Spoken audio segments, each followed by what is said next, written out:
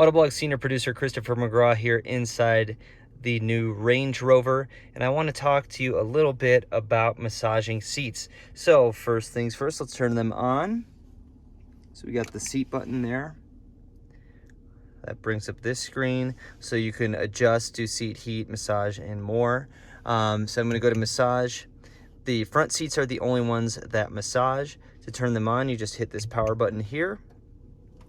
And so that starts it. We got levels here, so I can go all the way down to 1 and all the way up to level 5.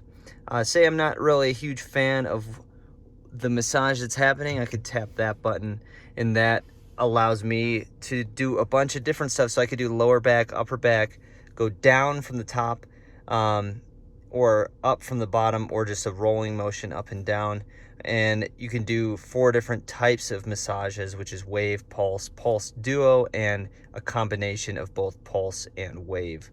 I just got out of a Mercedes EQS 450. I thought the massaging seats in that were pretty good, actually, when I was in them.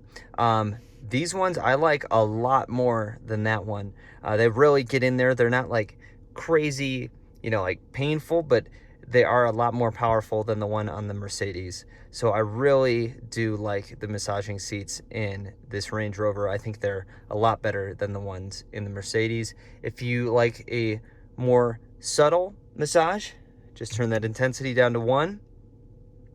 But yeah, I like being able to go up to like a more intense kneading feeling, and it really just helps while you're driving stay more relaxed.